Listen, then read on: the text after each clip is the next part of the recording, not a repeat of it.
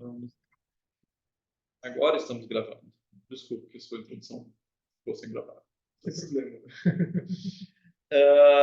E no final, e levando tudo isso, essas postas a essas perguntas em conta, o que aprendemos se tentamos levar esse mito a sério, né? No sentido de se buscamos nos apropriar dele, né? Assim,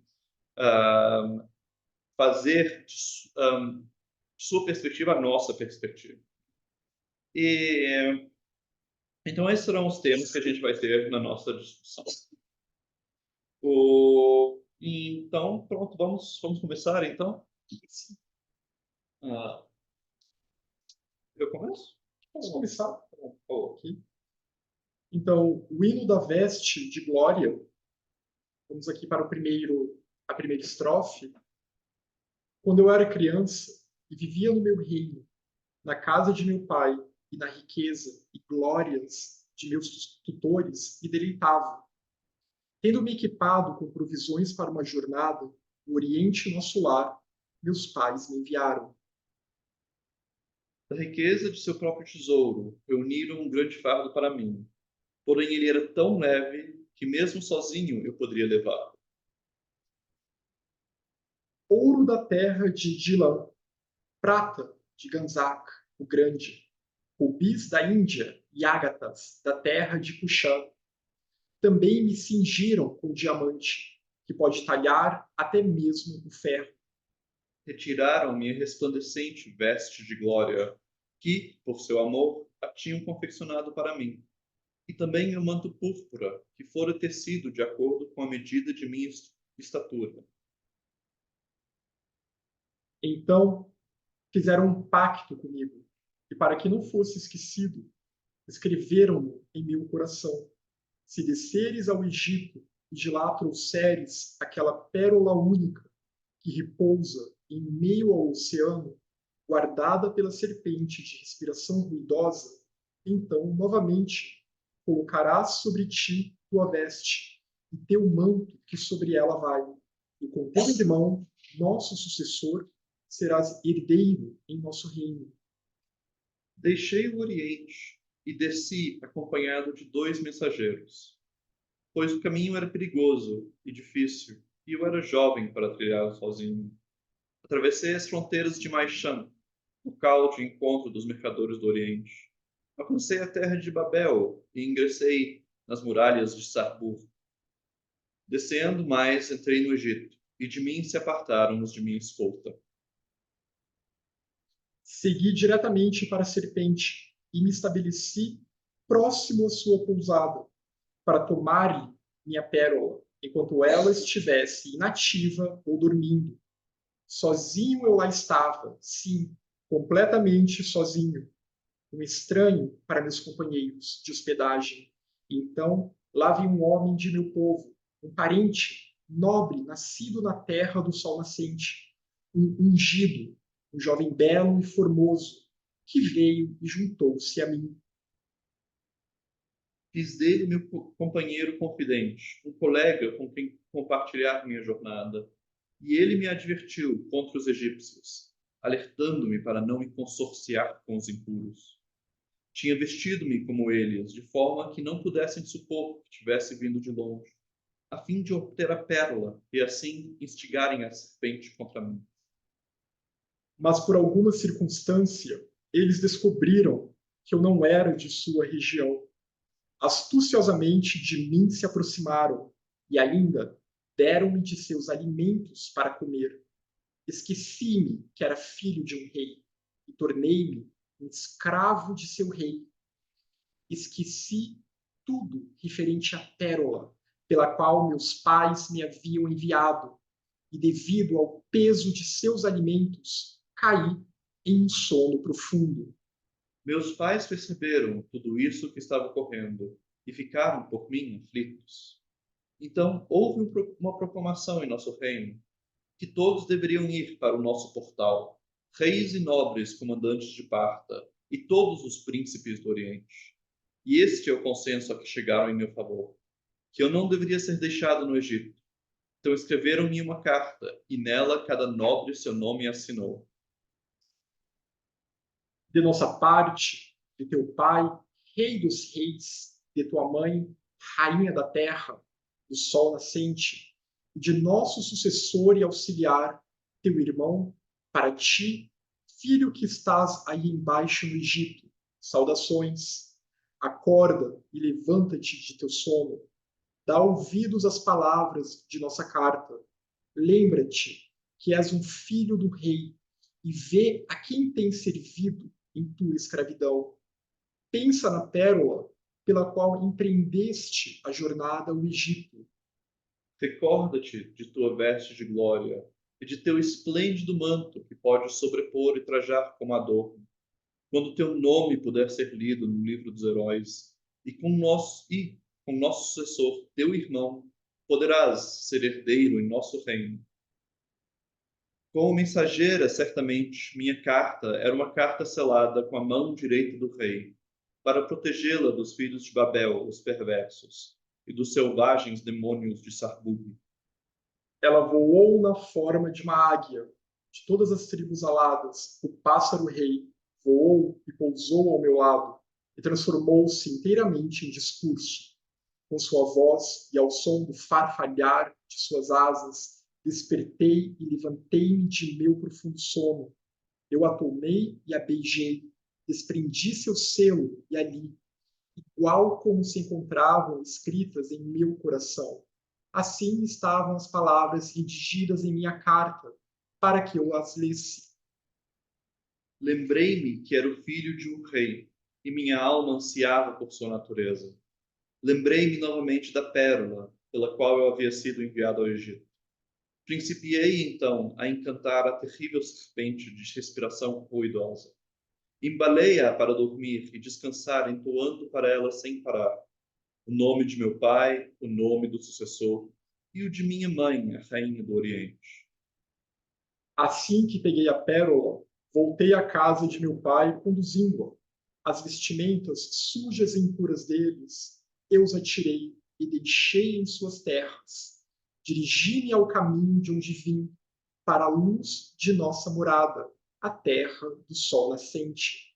No caminho, encontrei, diante de mim, minha carta que me havia despertado, e assim, como com sua voz ela me tinha erguido, agora com sua luz me conduzia. No tecido de seda diante de mim, com aparência brilhante escrita em vermelho, me encorajava com sua orientação e com seu amor me levando avante. Segui adiante, passei rápido por Sarbug, deixei a terra de Babel à esquerda e cheguei próximo da beira-mar, ao grande Maichan, o lugar de encontro dos mercadores. Pelas mãos de seus dispensadores de tesouro, que eram fiéis e dignos de confiança, das alturas de Jericânia, meus pais enviaram-me a veste de glória, que eu havia retirado, e o manto com o qual ela era coberta. Eu havia esquecido do esplendor da veste, pois na minha infância a deixara na casa de meu pai. Mas subitamente, assim que a vi, a glória pareceu-me como meu próprio ser. Eu a vi toda em tudo que sou e me vi inteiramente nela, que éramos distintamente dois e, no entanto, também unos na aparência. Também vi novamente os tesoureiros que me tinham trazido a veste do alto. Eram dois, mas pareciam ser um, pois um sinal do rei estava gravado neles, que por meio deles me restaurou a glória, a promessa de meu reinado. A gloriosa veste, toda bordada com brilhante esplendor de cores, foi manufaturada com ouro e também com berilos, calcedônias, opalinas azuis e com pedras preciosas de diferentes cores. Além do mais, todas as suas costuras eram feitas com joias adamantinas, e a imagem do Rei dos Reis estava inteiramente estampada nela. Brilhava como as safiras em uma multitude de cores. E na totalidade dela percebi, além disso, abundantes movimentos da gnosis, e como se estivesse para falar, dirigiu-se a mim. Eu ouvi o som de sua música sussurrando enquanto ela descia. Observa aquele que é ativo nas ações, para quem fui criada junto a meu pai. Eu também senti em mim como com suas obras aumentou minha estatura. Com movimentos próprios de sua realeza, se estendia em minha direção, se apressava nas mãos de seus doadores, para que eu a pudesse receber.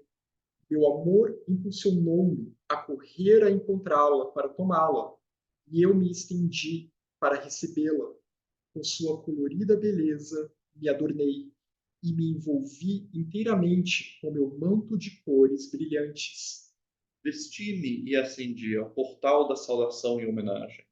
Inclinei a cabeça e prestei homenagem à glória de meu Pai que a enviou.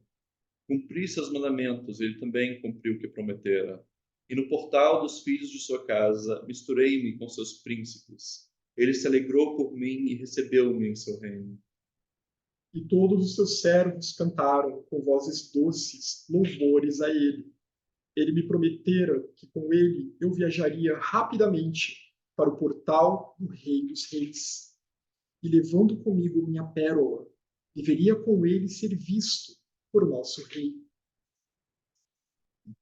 E assim acaba. Eu acho que o texto está incompleto, né? Pelo que eu li no comentário. Haveria alguns fragmentos que não estavam muito claros, e por isso eles são fragmentos que são deixados de lado nas traduções que nós temos. Sim. Mas a narrativa, assim, está se encaminhando para um fim. Sim. Sim. A gente pode ler isso com proveito. Então, vamos começar a falar das coisas estranhas. De o que nos indica que nem tudo está normal. Assim, que isso não é um relato simplesmente de um comerciante viajando pela Ásia. Né? Então, eu acho que isso já começa na primeira estrofe, né? Quando ele fala de um grande fardo para mim, porém ele era também. Exatamente. Aqui nós já temos o primeiro paradoxo. Nós temos esse primeiro paradoxo, que ao mesmo tempo é um fardo, mas é algo leve.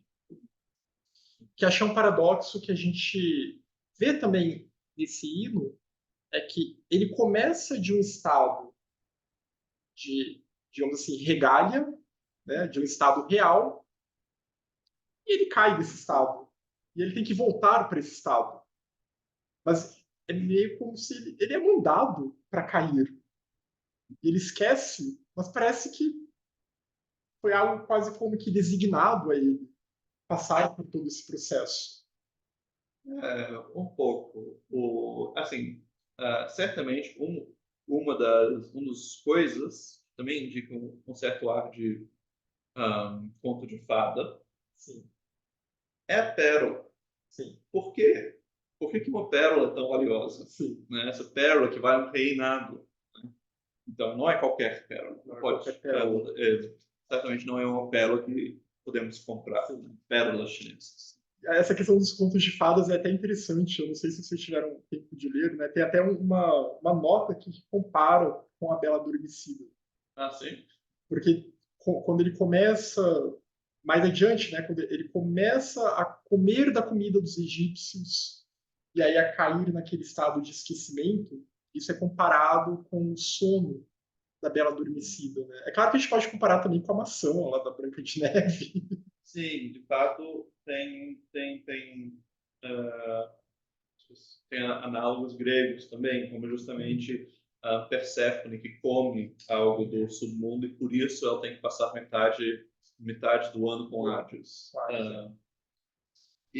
Mas também, isso também é outro fator que indica que isso deve ter algum conteúdo simbólico. Que alimento produz esquecimento. Né? A alimentação produz esquecimento. Tinha algo a dizer sobre isso? Não, essa questão da alimentação é algo que a gente vê um pouco, né, em outras, no contexto grego também, né, a ideia da ambrosia, que já é aquele alimento dos deuses, Sim. né? E aqui já é muito o contrário, esse alimento que te desliga do divino, esse alimento que já seria um alimento da terra, e aí você tem que fazer uma dieta, parar com esse alimento, para que aí você possa relembrar a sua origem. Então, muito essa ideia do torpor, do esquecimento, de acordo com aquilo com o qual você se nutre. Sim. E com isso a gente já entra na questão de o que aqui é divino, né? O que aqui é marcado como fonte de valor e de estrutura. E a gente tem várias marcas que são justamente talvez os pais, todo esse que tem esse valor, não só porque eles têm realeza e eles têm vários tesouros, várias pedras preciosas, mas também no momento em que o personagem, o eu, se esquece, eles percebem, embora foi sublinhado quão distante a Terra é. Sim. Mas eles lá do Oriente, eles percebem o que acontece. Então, ao mesmo tempo, ele é mandado para essa terra muito distante, mas, embora ele se esqueça da sua origem, os seus progenitores, genitores, não se esquecem dele. Sim. E aí, então, eles têm que intervir num dado momento. Outra marca de divindade que nós temos aqui também é, claro, a própria pérola. A própria pérola. E todas essas joias, os adornos, e como o próprio título, um dos títulos possíveis do hino diz, a veste de glória, e também tem um manto de glória, né? Tem a veste e tem o manto. Pois é, e o fato de que ele diz que tem alguma identidade com a veste. Né? Eu vi a veste e era eu. Né? Sim. Né? E isso se combina com a escrita. Né? O, o rei, ele escreve no coração dele no começo, e depois tem essa carta mágica, né? Que ela voa, ela vira uma águia, e daí vira discurso, e escreve de novo no coração dele, e daí guia na volta. E a águia é aquele animal que tem olho, né? Para ver muito de longe. Então, essa associação da sabedoria com um pássaro, e que é uma ave de rapina também. Né? Não é aqui não está tratando de uma pomba. Não é uma pomba que aparece. Aqui é uma águia que ela tem aquele olho e ela vai lá e vai bicar quem estiver no caminho dela. É aquela sabedoria penetrante que eu acho que até dá uma ideia que pode ser uma relação com a própria ideia de gnoses aqui. Sim, que aparece explicitamente para o final, né, na descrição do manto. Né? E na totalidade, isso é no 28. E na totalidade dela percebi, além disso, abundantes movimentos da gnosis. Então, tomando esse gnosis como, né, uma transliteração, então seria abundantes movimentos de conhecimento. Sim. Né? Sim. Então, aí está claro que ele está vendo conhecimento na veste. Né? É claro que essa veste não vai ser um corpo. Não é um corpo físico. Um corpo físico. Talvez seja televisão. Mas, de qualquer maneira, é uma. Aí temos mais outra indicação. Então, temos aí uma multidão de indicações que estamos. Essa questão da veste é interessante também, porque num dado momento aqui é dito que quando ele está no Egito, ele deve esconder essa veste, né? Ele tem que se vestir como os egípcios. A gente tem, só fazendo uma breve ponte, tem um outro texto que até é muito citado aqui nas notas, né, que circulava muito naquele ambiente do Bardesanes e da escola dos gnósticos valentinos, que são um pouco anteriores ao Bardesanes, que é Piste Sofia, que é um texto que trataria de diálogos de Jesus com seus discípulos mais próximos, que incluiria o próprio Tomé, Madalena, Marta e outros, além daqueles dos evangelistas tradicionais, e que seria um diálogo que haveria após a chamada ressurreição. Né? E quando ele apareceria vestindo uma veste de luz. Só que para aqueles discípulos que não têm aquela veste, tem uma hora em Piste Sofia que eles falam: está claro demais, abaixa essa luz. Né? Então, essa ideia de uma veste é quase como uma diferenciação. Você está indo para esse lugar que essa sua luz vai chamar muita atenção. Isso talvez não seja desejável. Então, esconde isso. Sim, e essa diferenciação dos ambientes, do Oriente de Egito, né, com todos esses lugares no meio também, ele traz à tona uma diferença grande do que a gente está lendo aqui da teogonia que a gente estava lendo.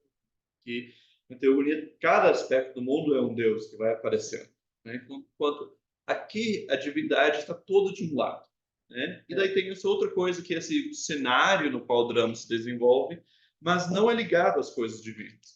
As coisas divinas estão separadas. Sim. Tanto que se a gente for pensar em alguma experiência concreta que isso reflete, não vai ser uma experiência completa como a gente viu que Hesíodo descrevia a aurora, né, que absorve e dá a luz às estrelas. Não, vai ser algo como a própria experiência de alienação no mundo, de não se sentir em casa. Que é uma tônica muito gnóstica. Tem até um outro texto gnóstico, né, chamado Alógeno, em português, né, alógenes, em grego, que significa o estrangeiro, pode ser traduzido mais ou menos assim, como estrangeiro forasteiro, né, the outcast, que representa... Ele tem uma tônica meio parecida também. Alguém que se esquece da sua origem, está nessa alienação e percebe, claro que eu estou alienado, eu não sou daqui. A minha origem é de uma outra ordem.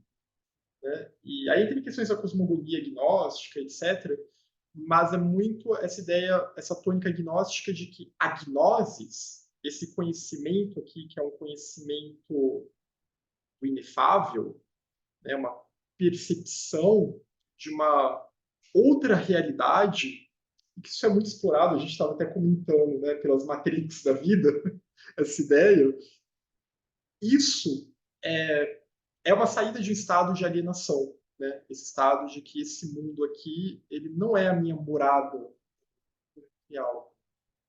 Dá para fazer relações com a caverna de Platão, com certeza. Sim, sim. E de fato, bem, você mencionou Matrix. Matrix mistura referências gnósticas com referências platônicas. Eles pegam uma nave chamada Logos, que sai, vem o Sol e daí desce de novo. E o Neo é o Chosen. Sim. O Neo é o Chosen One. Tem até gente que diz que dá para fazer uma analogia com a palavra Neo e a palavra Ion. Seria uma transliteração para Aion. Eu já não sei se é forçação de barra, né? Porque a cosmogonia gnóstica trata muito com essa ideia, né? A Sofia, a sabedoria que cai, ela está no pleroma, ela é um desses eons, ela cai, e aí por isso tem todo esse drama, né, da vida alienada, da vida separada, da cisão com a divindade. Sim. E é nesse ponto que eu queria mencionar também o Hans Jonas. Então, ele escreveu esse livro, foi assim, explorador sobre a pesquisa gnóstica. Tem muitas coisas bem começo do século XX dele. Então, como tem muitas coisas bem começo do século XX aqui nas notas do Mises, né? O Mises tem essa coisa nas notas de querer encontrar analogias em várias tradições distintas. O Jonas está fascinado com a ideia de Alexandria, o encontro de Oriente e Ocidente. Mas o que ele diz, e que assim, teve uma ressonância grande no século, foi ver nessa experiência, nesse mito gnóstico da alma alienada, algo bem próximo de como o homem moderno se sentia. Né? Mas, no nosso caso, era mais a consciência que está no meio de um mundo material sem sentido. Então, ela sozinha carrega o sentido. Daí isso foi bem influente tanto na filosofia como também na literatura do século. E essa jornada, que a gente está falando por esses diferentes reinos, né? Algumas dessas terras são até meio desconhecidas para nós, nas notas do MIDI. Ele até cita, não, isso aqui possivelmente é uma determinada região, regiões próximas a esse contexto dos Partas, até o caminho para o Egito. O MIDI e outros estudiosos, eles até apontam que pode haver uma historicidade aqui, porque o próprio Bardesanes, ele realmente fez uma jornada até o Egito, né? Ele passou por Alexandria. Então, é interessante a gente ver esse aspecto dos mitos, né? Como que muitas vezes eles têm algum elemento ali de historicidade, mas é um elemento muito, muito específico. Mas a história em si é tão transformada que já não dá mais para ler como algo histórico, né? Isso me remeteu, por exemplo, na questão da Ilíada. Se houve ou não uma guerra de Troia, se houve ou não uma Troia, para que aquele mito fosse construído em cima daquele acontecimento, ou se não, né? Ou até a Bhagavad Gita, que também trata de uma guerra, de um conflito, né? Será que houve algum tipo de guerra, algum conflito lá na Índia Antiga? Pode ter sido servido de base para a construção daquele mito, porque é um jeito, de certa forma, que até é prático para você espalhar esse mito na sua cultura, na sua população. Você pega um acontecimento, algo que aconteceu, e a partir daquilo você costura essa narrativa simbólica. Sim, ou pode ser simplesmente o fato de que o evento concreto já é experimentado de maneira É, simbólica. também. Quando, por exemplo, quando a gente estava falando sobre o oceano, né, como o rio que circunda o mundo, como sabe, a manifestação do horizonte. Né? Então, lá, o horizonte é um dado da experiência, mas ele se torna algo mais porque ele é experienciado como o final do mundo. Né? Então, Esse é um ponto importante, né? A gente também pensar que as populações dessas civilizações, em geral, elas já experimentavam realmente o mundo de uma forma simbólica. sim, sim. E, então, eu acho que isso está bem de preparação de terreno. Nós vamos tentar entrar Sim. em coisa. Então, o que é a veste? O que é a veste de glória? E olha que tem um manto também. Vamos, Né? vamos ir passo a passo. Uhum. Né? Então, o que é interessante é que primeiro ele tira elas para poder entrar. Para poder entrar no mundo. Né? Então, os dois eles retiraram minha resplandecente veste de glória e também meu manto púrpura. Sim. Sim. E daí, no final, ele e, e eles anunciam, novamente colocará sobre a tua veste teu manto. Mas daí no final, como é que é? A gente tem a descrição mais longa delas, como elas são escritas. E, então ele chega no 14. Né? Ele chega lá no 14 e no 15 e no 15 ele recebe, né, a veste e o manto. Então, o manto cobre a veste. Né? Eu havia tirado o manto com o qual ela era coberta. Enquanto a veste é resplandecente. Então, isso corresponde ao que você falou antes. De ter algo brilhoso demais, você tem que diminuir. Então, até mesmo lá, na origem, é preciso se esconder, de alguma maneira, reduzir, limitar a luminosidade da veste. Mas daí, sabe, para mim, realmente, a fala central é isso. A glória pareceu-me como o meu próprio ser. E essas divisões do texto são originais ou Elas seriam são originais. originais? Sim. Sim. Porque, assim, parece que, assim, mas segue direto, né? É. A glória pareceu-me como o meu próprio ser, eu a vi toda em tudo que sou e me vi inteiramente nela. Que éramos distintamente dois e, no entanto, também unos na paz. Há uma totalidade aqui, a qual ele se reconhece, né? É como se essa veste era justamente esse fim dessa alienação. Sim. E esse fim desse estado de cisão. Então, e talvez por isso que essa veste ela não possa ser comportada ou tolerada no Egito, né? No que o Egito representa aqui. Porque é um reino de cisão, é um reino que não consegue ver essa totalidade do ser. Se ela resplandece muito, é algo que vai ser incômodo, que vai ser estranho, que possivelmente pode inclusive tentar ser eliminado. Porque os gnósticos, eles têm muito essa ideia de uma guerra, né, de um conflito. Os pardesanos ele trata um pouco disso, é uma coisa que os essênios também tinham, e depois os maniqueus posteriores ao pardesanes vão refletir muito essa ideia, né? Uma batalha entre a luz e as trevas, entre os filhos da luz e os filhos das trevas, representando muitas vezes essas trevas, e como até a gente vai ver um diálogo em relação com até uma terminologia grega mesmo, né? Os ilíacos, aqueles voltados para os vícios, para os sentidos, sob o domínio dessas forças arcônticas, representando essas forças sombrias que não toleram essa luz.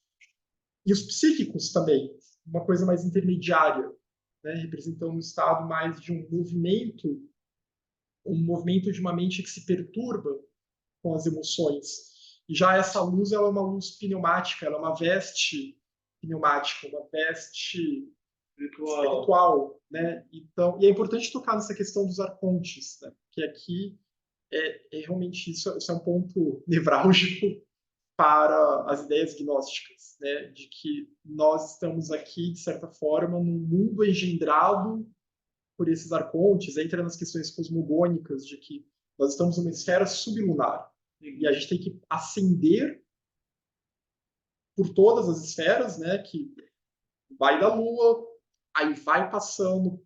Agora eu não vou lembrar a ordem exata, mas eu acho que é talvez Mercúrio, Vênus, Sol, Marte, Júpiter, Saturno sendo a sétima esfera. E aí, uma vez que a pessoa sai da sétima esfera, ela vai para a oitava esfera, que é a Ugdoda, que é a esfera das estrelas fixas. E que até em algumas interpretações que eu vejo aqui desse texto, então, é como se ele começasse nessa Ugdoda. Sim. E aí ele cai, porque isso representa também, em outros textos gnósticos, a queda da sabedoria, a queda de Sofia. Uma ideia de éter. Em que sentido, éter? Em qual sentido? Você pega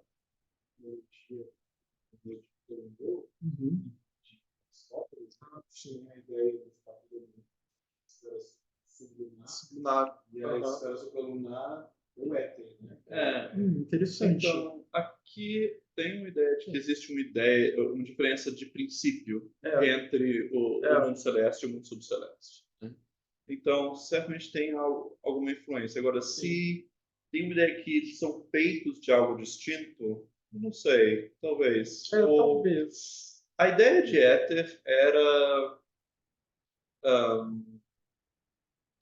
uma ideia aristotélica, Ptolomeu também tomou, os platônicos, mas não era a ideia mais corrente da composição dos céus. Para, assim, a física mais popular que as pessoas tinham acesso era a estoica, segundo a qual tudo é feito basicamente dos mesmos elementos.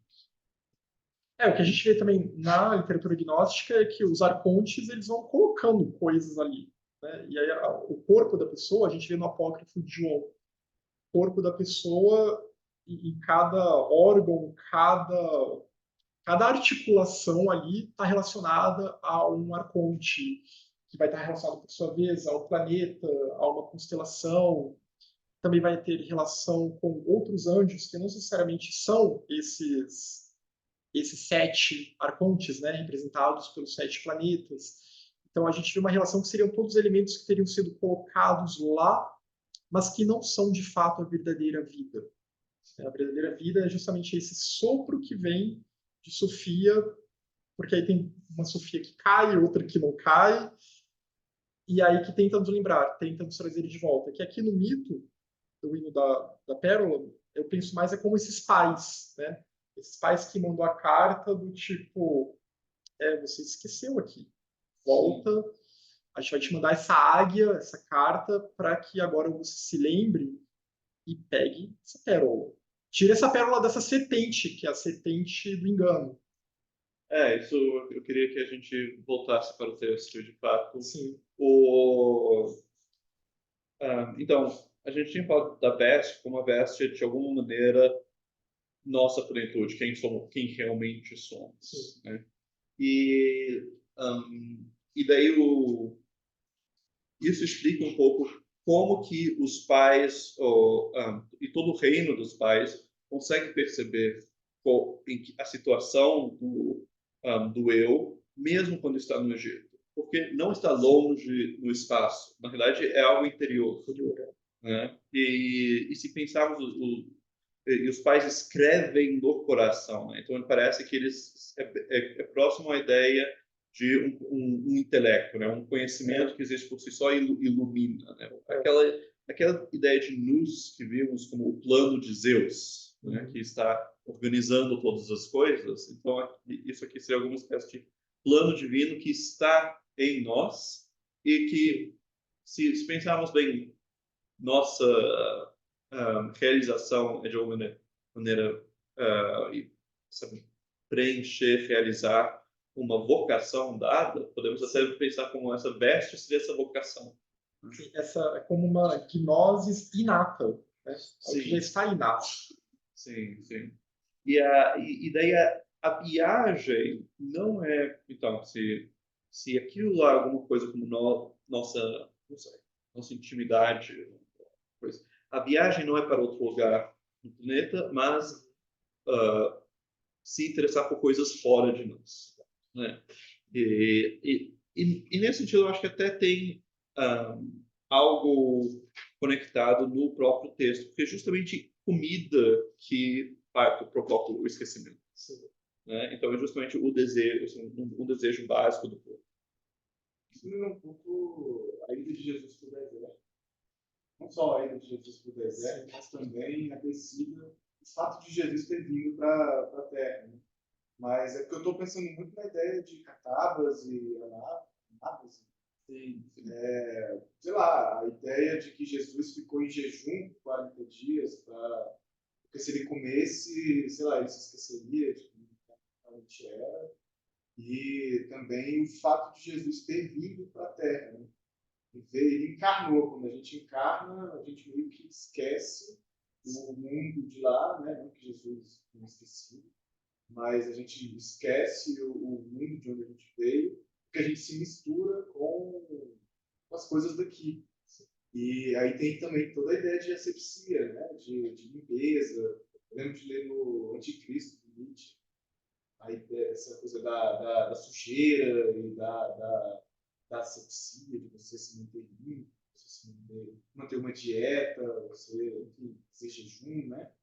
E aí, enfim, a ideia do esquecimento talvez seja essa coisa que faz a gente se esquecer de lá. Quanto mais a gente se engendra nesse mundo daqui, mais a gente se esquece de onde a gente veio. E você levantar a história de Jesus levanta um ponto geral importante, que é um mito pode servir para de interpretação a outra. Né? Um mito pode ser escrito como uma explicação de outro. Né? E até a gente já viu isso, em que Platão escreve o mito dele no Fedro e parte para explicar o mito que você lê no Parmênides. E o próprio texto Parmênides é alguma explicação daquele sempre ser dos deuses que a gente viu no Exíodo. E aqui, de fato, aqui é escrito numa época em que há uma disputa sobre o sentido do Evangelho, e esse texto é também uma interpretação. Sim. E sobre o próprio sentido, né, do que é Jesus e do que é Christus também, né? Até porque aqui, aparece aqui, né, ungido. Ungido, a gente tem a palavra ungido, aparece ungido na estrofe 5, na quinta estrofe, no ponto 5, né, na segunda estrofe do ponto 5. Então ele diz aqui: então lá vinha um homem de meu povo, um parente nobre, nascido da terra do sol nascente, ou seja, eu sou ligado a essa linhagem, a essa família, digamos assim, celestial, divina, um ungido, um Christus, um jovem belo e formoso, que veio e juntou-se a mim. Então a gente vê essa figura do ungido. Os gnósticos, em geral, nesse contexto, né, eles tendiam a ser docéticos. A ideia de que o docetismo, né, e principalmente o Barbizanes, que vai beber do nestorianismo, etc., onde o docetismo vai ser muito forte. O docetismo é a ideia de que nós temos a pessoa Jesus. Essa pessoa pode ter sido apedrejada, pode ter sido maltratada, etc., crucificada e tudo mais. Mas nós temos Cristos, que não é a pessoa Jesus, não é Yeshua. Cristos é uma outra coisa. Então, não poderia haver um martírio de Cristos, porque seria como eu tentar destruir essa veste de glória, que aqui é descrita como uma veste adamantina, e o diamante ele é indestrutível. Então, eu não posso destruir Cristos, porque Cristos não é uma pessoa. E em textos gnósticos a gente vê essa tônica de que outros podem ser ungidos também. Né? Então é uma visão realmente muito herética, se a gente comparar com a visão que depois se torna a visão dominante no cristianismo. Né? Cristos mais, a gente vê isso muito naquele outro texto que eu mencionei, que tem muita relação com esse aqui, isso do mito estar ligado ao outro, né, que é o Piste Sofia. Essa ideia de que não, ele é alguém cujo status você pode alcançar. Né? Diferente de um salvador externo. Sim, e essa passagem que você leu me pôs em mente uma coisa sobre. Ele menciona aí a terra do sol nascente. Né? Então, lá veio um homem de meu povo, um parente nobre, nascido na terra do sol nascente. E também ele chamou esse lugar de Oriente. E todos esses são símbolos tirados da experiência. Né? Mas, embora sejam símbolos tirados da experiência, eles não se referem à experiência do sol nascer. É diferente da aurora que a gente viu em Hesíodo. Aqui quer dizer apenas alguma coisa, a fonte de conhecimento. Né? Então, muito antes de se referir a algo exterior, quer dizer algo interior. Porque é onde a luz nasce, né? É onde a compreensão acontece. A compreensão acontece porque a luz ela vem do Oriente, né? E o Sol se põe no Ocidente. Então se faz essa analogia. Essa analogia. Sim. E também ele menciona Babel, e aqui ele está se referindo também à história de Babel. Lá se diz que eles vieram do Oriente construir a torre. Mas, então, seria um trabalho mais detido do mito, daí buscaria também entender o que são porque tem vários papéis dos coelhos. Ele fala, tem o pai, tem a rainha, tem o sucessor /irmão. /irmão, né? E os tutores ou guardiões. Né? E também, talvez, a carta. Então, isso são todas mas partindo dessa ideia de que isso daí devem ser todos algumas coisas, potências de conhecimento, né? Que nos acompanham sempre. Né? Talvez a gente não esteja sempre consciente delas, mas de alguma maneira elas estão aqui agindo. Né? Então, uma discussão mais aprofundada daí buscaria destrinchar, né? Isso com base do jeito que são distinguidos. Né? E muitas vezes também na literatura gnóstica, esses termos, né, pai e mãe, vão ser tratados também. Né? Porque aqui, e aí talvez é importante também, de novo, frisar, né, toda essa questão, que é outra questão grande polêmica do gnosticismo, né, de ver o Deus Yahvé, Jeová, como não sendo, de fato, a deidade última, mas como sendo demiurgo, e aqui não é o demiurgo naquele sentido platônico, né, que é um sentido mais positivo, mas o demiurgo, o falso espírito, o anjo da ignorância, que tenta construir, engendrar o mundo material, porque ele não percebe que ele foi gerado por Sofia, e ele tenta meio que gerar esse playground dele, que é um mundo de sofrimento, né? É um mundo de deficiência, de sombras, de trevas, até que Sofia sopra a sua luz, e aí esse mundo ganha alguma vida, e a possibilidade de as pessoas saírem do estado de alienação, de perceberem, muito na tônica desse hino da pérola,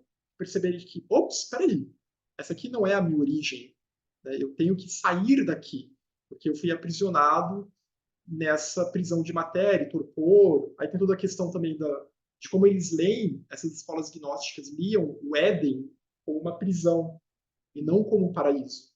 E aí teria duas serpentes, tem essa serpente aqui, que é a serpente que tenta esconder a joia, mas também teria uma outra serpente da sabedoria, que é aquela que instiga a pessoa a comer do fruto, muito semelhante ao mito de Prometeu, né? A comer do fruto para ganhar a gnosis, ganhar o conhecimento do bem e do mal e perceber que aquele Éden é uma Matrix, é uma prisão. Mas eu estava falando isso porque, como a gente vê pai e mãe escrito aqui, esse pai certamente não se refere a Yahvé, a Jeová, né?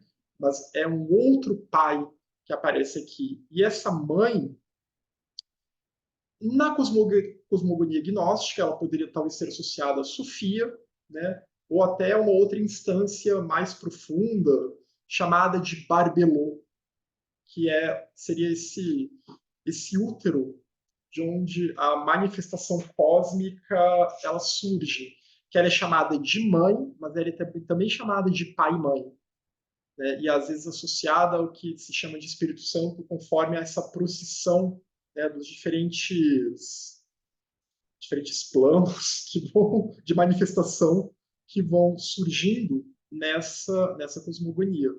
É muito curioso quando você fala isso. Lembra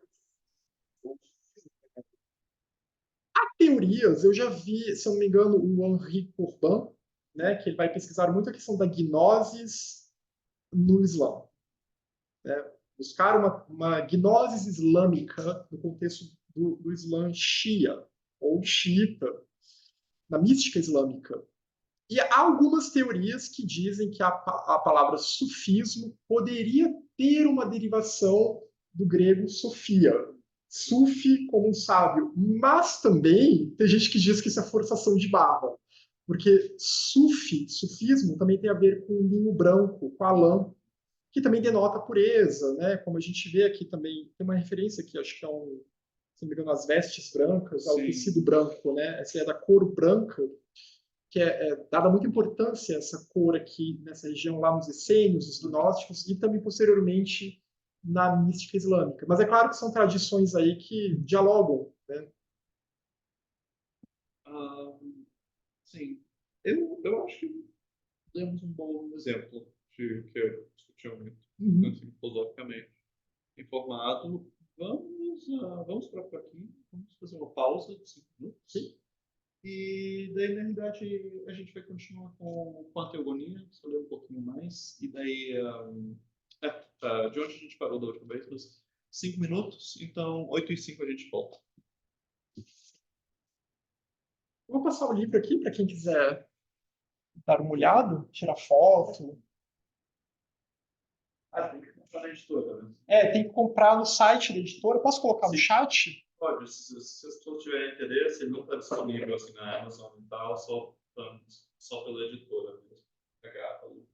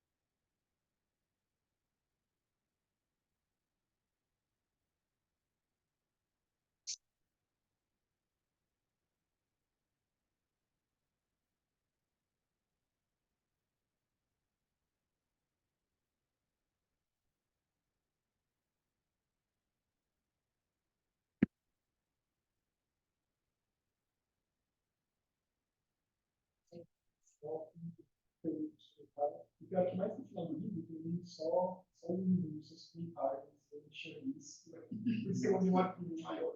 Os comentários eu acho que são interessantes. Os comentários são interessantes. Gente.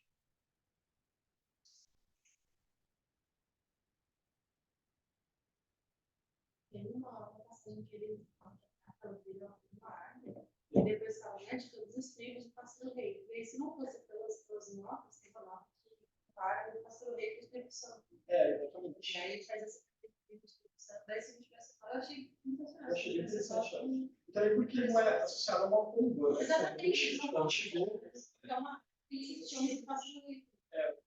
E aí faz sentido. Mais novos, mas isso não são experiências. E também a ideia de que a águia é neta. Não, e o Espírito Santo ele é só. E a você tem relação com o diamante, né? Porque o diamante talha qualquer coisa, ele é indestrutível e vai lá e destrói. Por isso que a gente tem muitas tradições que usaram essa simbologia do diamante, né? No budismo. O Vajrayana, que é o veículo adamantina. É bem curioso. Eu pensei bastante bem na frase desse chinês.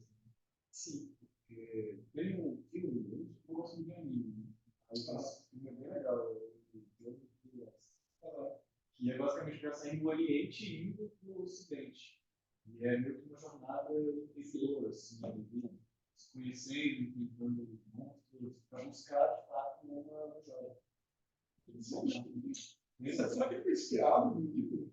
Talvez. Eu acho que sim. Porque, por exemplo, Neon Genesis Evangelion. É muito bom, eu não gostei.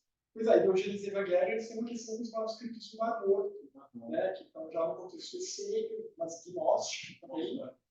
E então tem uma coisa Eu lá. acho, até porque os anjos que aparecem no livro, eles são uma representação do próprio autor. Os anjos que aparecem E esses anjos eles são meio arcontes, né? não, Porque eles estão lá para detonar tudo. eles não são anjos. E a analogia é muito boa, porque eles descem, eles procuram exatamente a base, que é a base que tem que destruir eles. É muito. Eu vou mandar esse filme. Jornada ao Oeste. Ah, que interessante. Quando fala aqui, ele é chinês, eu não sei, talvez tenha a ver Às vezes pode ter uma relação. Pode ser também, porque tipo assim, no final. essa história de ser andando de uma jovem, tem um Hobbit tem uma coisa assim, né? Que tem o dragão que está guardando o tesouro e o burro tem que. E ele é o digno, né? Ele é o digno. Tem a veste agora que consegue usar. É que depois esse anel ele fica problematizado quando chega no seu Caramba! Esse anel não era tão boa coisa assim, não. Nunca foi, nem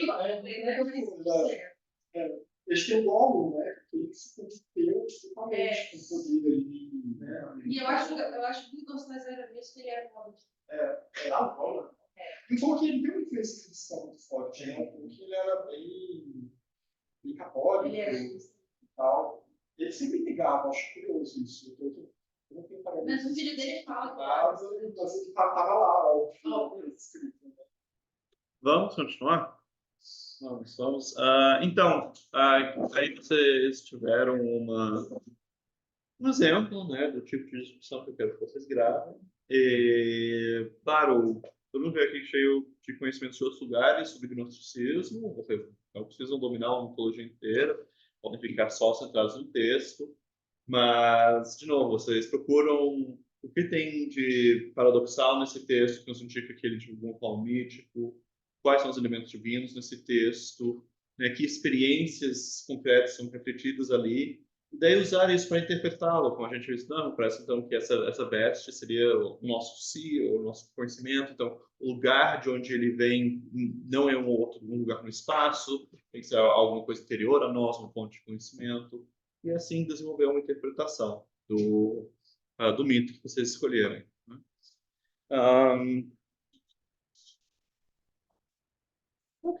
Pode ser um mito grego. Se vocês têm uma formação cristã, vocês podem pegar alguma coisa. Pode ser da teogonia também, pode ser da Bíblia, pode ser Se vocês têm algum mito que vocês conhecem em grego, mas vocês não conhecem um texto, por exemplo, eu quero trabalhar Prometeu, daí eu posso te indicar para vocês qual é o texto, tá? E Pode ser autoral? os próprios seus? Ah, pode, pode, por que não? Ah, é, ah, pode. O ponto é ver que vocês, assim, mostrar o que vocês aprenderam nesse curso de interpretação desse tipo de texto. E, claro, pode ser um texto que você escreveu. Não, alguma coisa mesclada, assim, também. Eu tenho que ser só um texto.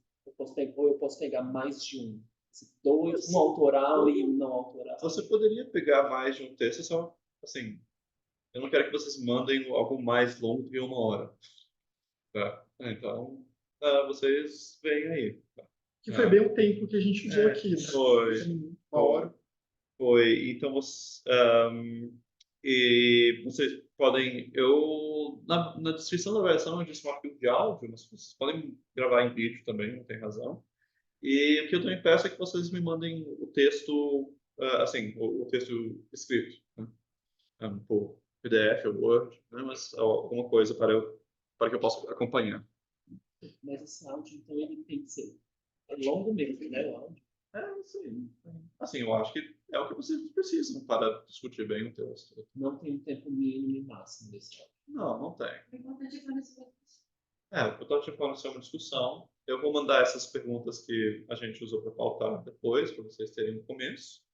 Mas podem usar aquelas perguntas mesmo, ou podem usar outras, né? O importante é ter uma discussão que reflita o tipo de leitura, de interpretação que a gente viu em aula. Como eu disse, eu quero que vocês podem achar que o que a gente faz aqui é loucura, mas vocês precisam poder, assim, dizer, eu vou pegar o meu chapéu sei lá, de Antônio lendo a Teogonia, vou pôr isso e vou usar isso para ler esse texto. É isso. Falando nisso, vamos ir para a Teogonia. Então,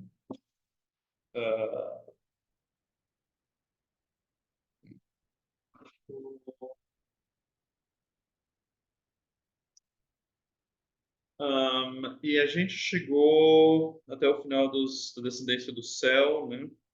E a gente vai continuar agora com o hino a Hecate. Deixa eu ver. Aqui a partir da linha 404. E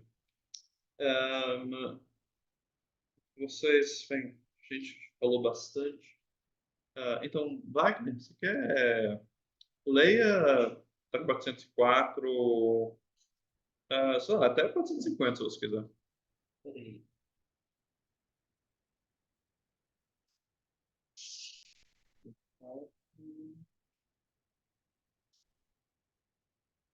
Tá.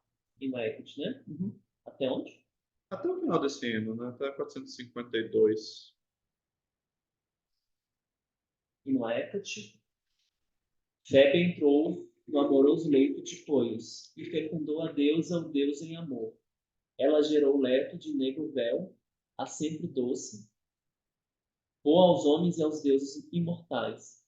Doce desde o começo, a mais suave no limbo.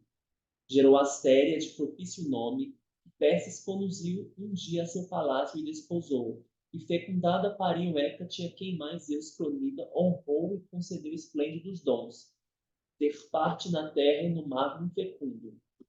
Ela também do céu constelado partilhou a honra e é muito honrada entre os deuses imortais.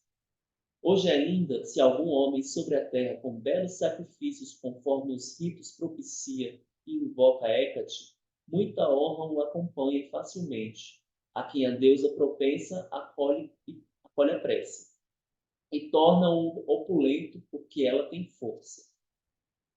De quantos nasceram da terra e do céu receberam honra, de todos obteve um lote. Nem o Cronida violou nem a despojou do que recebeu entre os antigos deuses titãs, e ela tem como primeiro no começo houve a partilha. Nem porque filha única menos partilhou de honra, e de privilégio na terra e no céu e no mar, mas ainda mais, porque honra Zeus, a quem quer grandemente dar auxílio e ajuda. No tribunal senta-se junto aos reis venerandos, na assembleia entre o povo distingue a quem quer. E quando se armam para o combate homicida os homens, aí a Deus assiste a quem quer e propicia, concede vitória e oferece-lhe glória. Diligente quando os homens lutam nos jogos, aí também a Deus lhe dá auxílio e ajuda.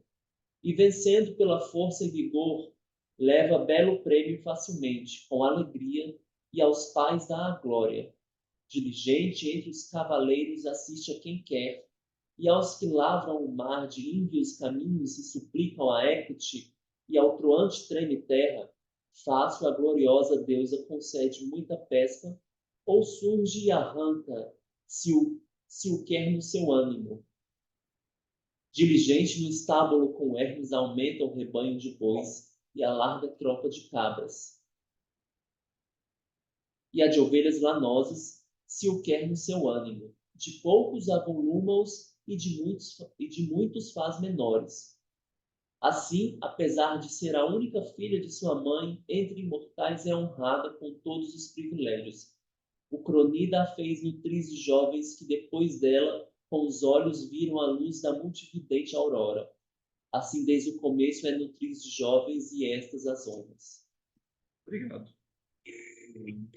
Então, isso que quebra um pouco a narrativa, ele estava contando ah, as linhagens dos deuses, de repente ele para descrever muito longamente Hecate. E é uma figura de Hecate que destoa, a gente estava conversando sobre isso antes, de como ela ficou mais conhecida, porque mais tarde ela é mais associada à bruxaria, e ela entra para a tradição literária no Ocidente como uma bruxa, né? Aparece assim no Macbeth. No Macbeth do Shakespeare, né? Ela aparece como a Senhora das Bruxas. E, mas aqui ela é distinguida, a distinção dela são as honras que ela recebe de todos os deuses, né? Ela é dita que ela recebeu de todos os filhos da terra e do céu, né? De quantos nasceram da terra e do céu receberam honra. E daí Zeus, né, que ele é repetidas vezes referido aqui como o Cronida, né? Cronida, filho de Cronos. E o Cronida, por excelência, é Zeus. E então ele não tirou essas honras que ela recebeu, mas ele confirmou, né? Ela tem as honras como primeiro no começo houve a partilha, né? Então o lote que lhe coube na partilha original, ela mantém. Mas também Zeus honrou e concedeu esplêndidos dons. Mas daí tem uma coisa curiosa, porque no final do hino ele diz: Crônida a fez nutriz de jovens, que depois dela com os olhos viram a luz da multividente aurora.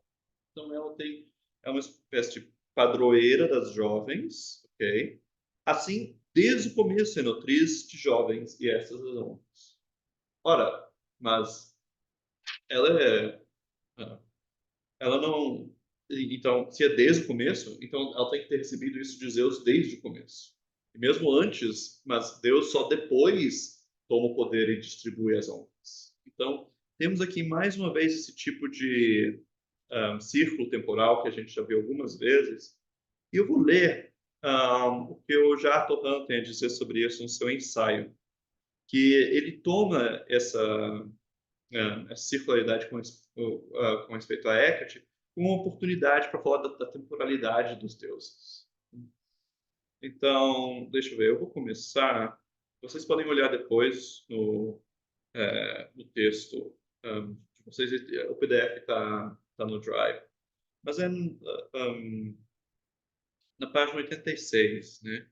Ele escreve: no hino a Hecate, ao exaltar os poderes e privilégios dessa deusa, Hesíodo diz: de quantos deuses nasceram da terra e do céu e receberam honra, de todos ela obteve um lote. Nem o Crônida a violou nem a despojou, do que recebeu entre os antigos deuses titãs. E ela tem como primeiro no começo houve a partilha.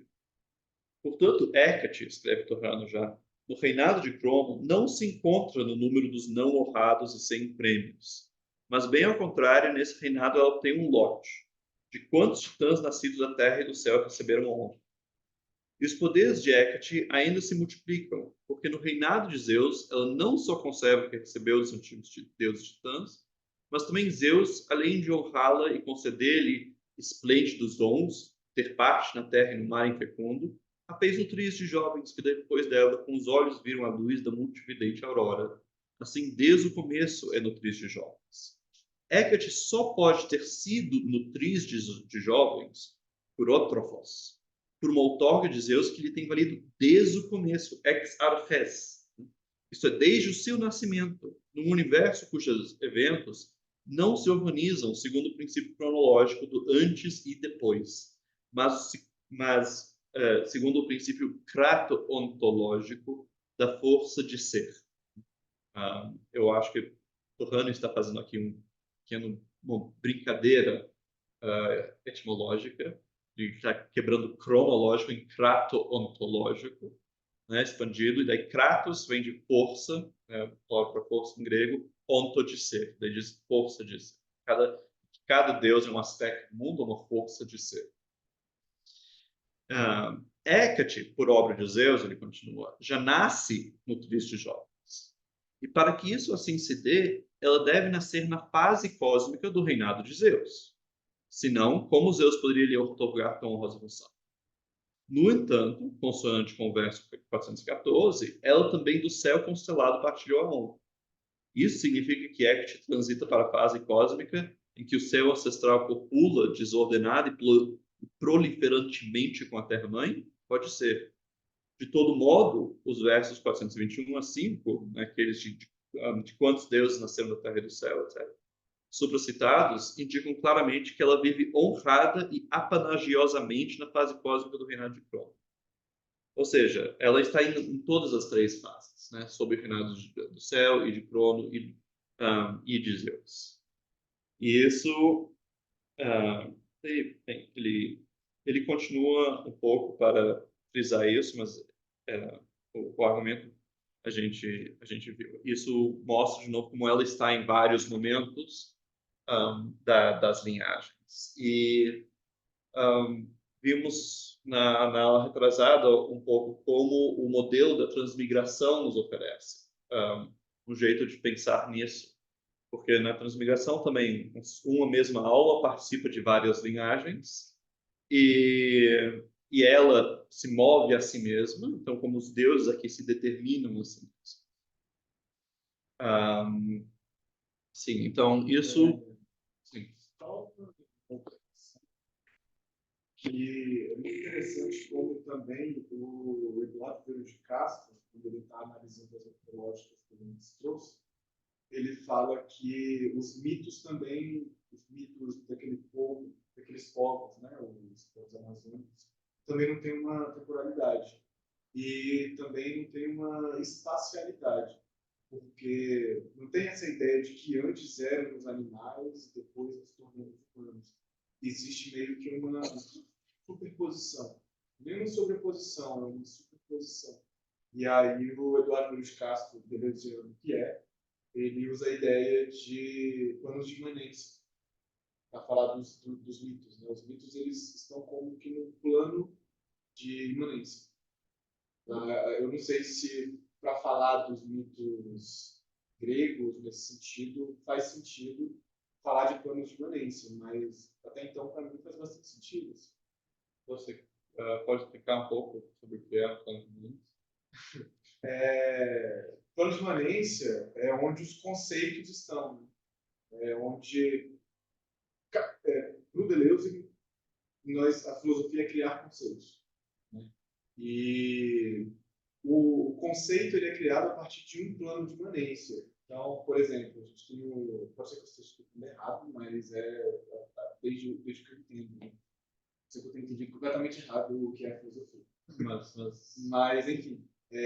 Então a gente vai ver, por exemplo, Kant, quando ele vai falar da transcendência, né, do que transcende o conhecimento, ele usa os conceitos de tempo, os conceitos de espaço, e esses conceitos de tempo e de espaço, eles estão dentro do plano de imanência do Kant. Não é o mesmo conceito de tempo, por exemplo, do Hume, ou, por exemplo, do Kant, ou do Newton. É um conceito que tem a ver com aquilo que ele está tentando explicar.